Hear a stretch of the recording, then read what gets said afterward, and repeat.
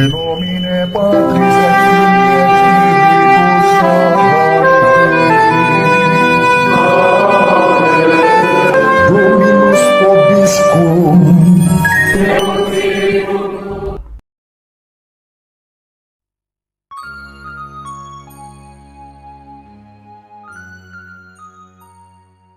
Sahabat peradaban kasih ekologis yang terkasih, selamat berjumpa dalam renungan harian bersama saya, Romo Alois Budi Purnomo PR, melalui channel ini.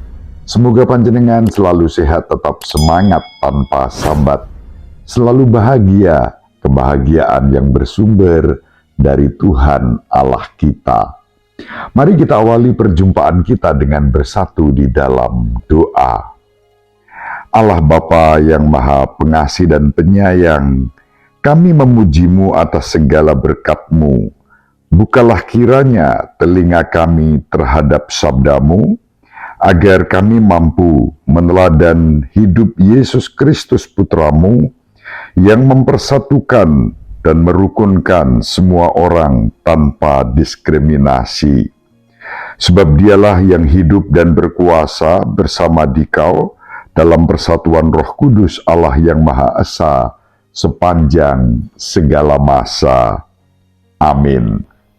Sahabat peradaban kasih ekologis yang terkasih, mari kita baca bacaan yang pertama dari kitab pertama Raja-Raja bab 11 ayat 29 sampai 32, dilanjutkan bab 12 ayat 19.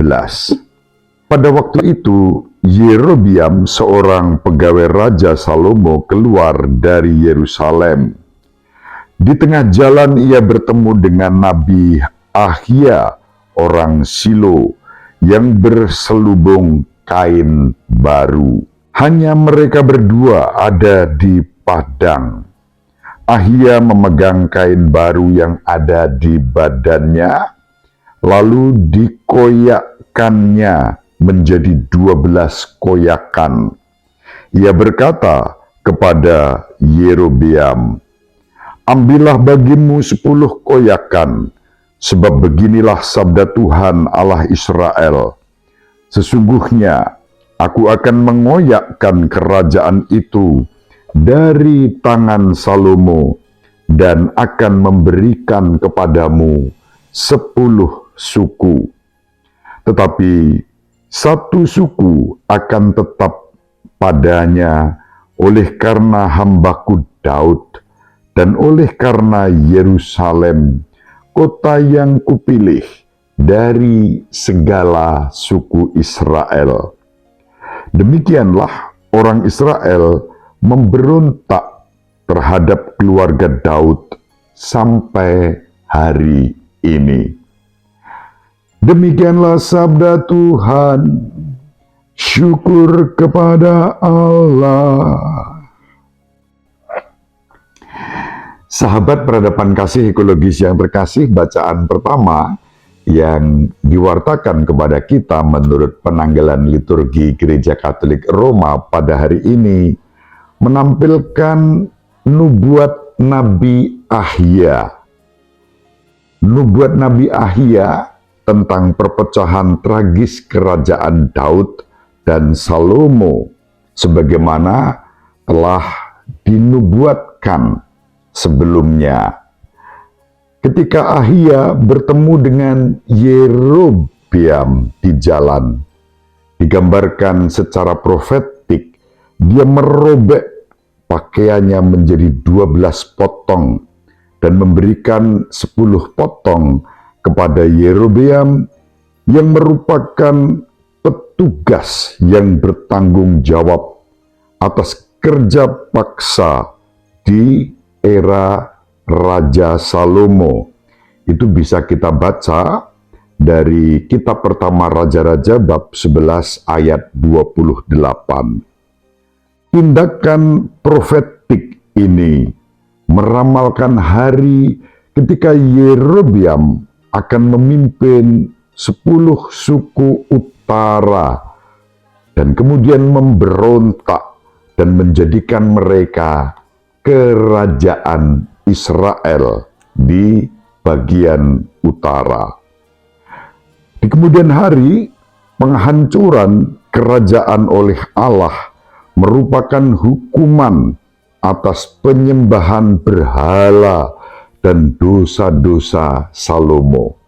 Kita sudah membaca bagaimana Allah menubuatkan bahwa apa yang dilakukan oleh Salomo dengan pelanggaran-pelanggaran bukan hanya pelanggaran etik, tetapi pelanggaran iman, perjanjian akan Allah sendiri akan membuat kerajaannya terpecah.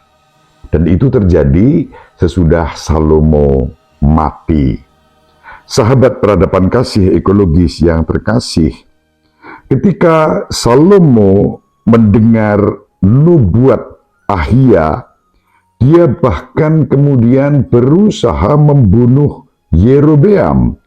Dan hal ini kemudian memaksa Yerobeam melarikan diri ke Mesir dalam pengasingan sampai Salomo meninggal dunia pada tahun 930 sebelum Masehi. Sahabat peradaban kasih ekologis yang terkasih, kerajaan Israel kemudian terpecah menjadi dua, yaitu kerajaan Yehuda dan kerajaan Israel. Kerajaan Israel di bagian utara dan kerajaan Yehuda di bagian selatan. Itu terjadi setelah kematian Salomo. Kedua-belas suku Israel berkumpul di Shikem untuk meminta Raja Rehabeam, putra Salomo, untuk mengurangi pajak dan kerja paksa. Ketika Rehabeam menolak, 10 suku utara memberontak dan kemudian memilih Yerobeam sebagaimana sudah dinubuatkan oleh Nabi Ahia yang baru saja kembali dari pengasingan di Mesir sebagai raja baru mereka. Sahabat peradaban kasih ekologis yang terkasih, pemberontakan ini membagi kerajaan Daud menjadi dua kerajaan, yaitu kerajaan Israel di utara yang dipimpin oleh Yerobeam dan kerajaan Yehuda di selatan yang dipimpin oleh Rehabeam. Yerobeam bisa saja menjadi raja yang baik. Sebaliknya, dia memilih jalan kejahatan dan membawa kerajaan utara ke dalam dosa penyembahan berhala. Untuk mencegah Israel pergi beribadah di bait suci di Yerusalem dan tergoda untuk tergabung kembali dengan kerajaan Yehuda, Yerobeam mendirikan berhala-berhala palsu di tempat-tempat suci, misalnya di Betel dan di Dan, mendirikan imamat tandingan dan mengumumkan hari raya baru bagi Israel di kerajaan utara. Sahabat peradaban kasih ekologis yang terkasih, disinilah awal mula perpecahan itu mulai terjadi. 12 suku Israel terbagi menjadi dua, yang 10 di bawah pimpinan Yerobeam, lainnya sisanya di bawah kepemimpinan Rehabeam. Sahabat peradaban kasih ekologis yang terkasih, kerajaan Allah diperluas ke bangsa-bangsa bukan Yahudi. Perpecahan itu membuat kemudian Allah bertindak. Berbeda dengan Yerobeam yang jahat, yang memimpin suku-suku Israel di utara ke dalam penyembahan berhala, Yesus berusaha untuk membawa suku-suku Israel yang hilang, yang tersebar di antara bangsa-bangsa bukan Yahudi, kembali dalam persatuan bersama dengan bangsa-bangsa lain. Tujuannya tidak lain adalah untuk menyembah Tuhan yang Maha Esa, pencipta langit dan bumi. Secara simbolik, kehidupan Yesus yang diwartakan di dalam Injil pada hari ini, dari Injil Markus bab 7 ayat 31 sampai 37, menggambarkan bagaimana Yesus berusaha untuk membawa suku-suku Israel yang hilang, yang tersebar di antara bangsa-bangsa bukan Yahudi ke bangsa-bangsa lain.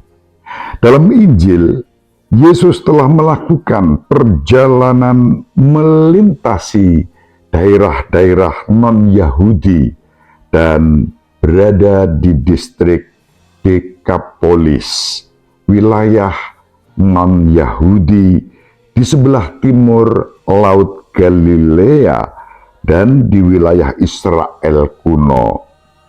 Sahabat peradaban kasih ekologis yang terkasih, berbeda dengan kunjungan pertama Yesus di Dekapolis. Ketika itu orang banyak memohon agar Yesus pergi. Dalam Injil Markus bab 5 ayat 17. Tetapi pada Injil Markus bab 7 ayat 31 sampai 37 digambarkan orang banyak yang bukan orang-orang Yahudi itu justru menyambut Yesus. Bahkan kepada Yesus dibawa seorang yang tuli dan bisu untuk disembuhkannya. Dengan menyembuhkan pria tersebut, Yesus menunjukkan keterbukaannya bahwa kerajaan Allah terbuka untuk semua orang, bukan hanya untuk orang-orang Yahudi.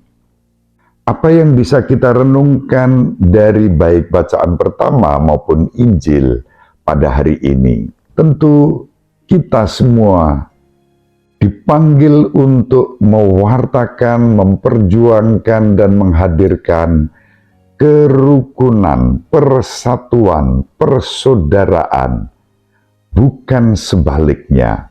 Bagaimana kita membawa tugas perutusan ini di dalam kehidupan kita? Juga hari-hari ini di saat suasana sosial politik menjelang Pilpres dan pemilu legislatif, semakin hari tampaknya semakin panas. Bukan hanya di antara para calon yang berkontestasi, tetapi juga melibatkan banyak pihak yang terbelah antara yang pro, antara yang kontra, antara yang menyerukan seruan-seruan yang ditujukan kepada Presiden Jokowi, atau mereka yang mendukung apa yang dilakukan oleh Presiden Jokowi. Sahabat peradaban kasih ekologis yang terkasih, dalam situasi seperti ini sebagai murid-murid Kristus, kita dipanggil untuk hadir, mempersatukan, merukunkan. Tentu keterbelahan ini tidak boleh kemudian membawa dampak yang buruk bagi masyarakat luas. Wacana-wacana perbedaan biarlah mengalir sebagai bagian dari proses demokratisasi. Dan inilah realitas yang harus dihormati. Sebagaimana orang-orang yang selama ini membiarkan perbedaan itu terjadi, mari kita juga tidak membenci kalau ada yang berbeda dari kita. Jangan sampai semua harus diseragamkan seperti para pengkritik atau seperti yang dikritik. Disinilah kita dipanggil dengan hati nurani yang bersih untuk memilih demi persatuan dan kesatuan bangsa. Kita mengedepankan kerukunan, bukan perpecahan, bukan keterbelahan, bukan aksi-aksi yang anarkis, melainkan tindakan-tindakan yang harmonis. Tetap cool, damai, sejahtera di antara kita. Semoga bermanfaat. Ibu Maria selalu mendoakan kita, Bapak Yosef merestui kita dengan keheningannya. Semoga panjenengan semua sahabat peradaban kasih ekologis yang terkasih bersama seluruh anggota keluarga dimanapun berada, dibimbing, dilindungi, dan diberkati oleh Allah yang Maha Kuasa, Bapa dan Putra, dan Roh Kudus. Amin. Terima kasih, salam sehat, tetap semangat tanpa sambat, selalu bahagia, kebahagiaan yang bersumber dari Tuhan Allah kita. Salve, shalom, salam sejahtera, berkah dalam. Sahabat peradaban kasih yang terkasih, sampai jumpa pada episode berikutnya. Terima kasih atas kebersamaan kita. Salam peradaban kasih ekologis, berkah dalam.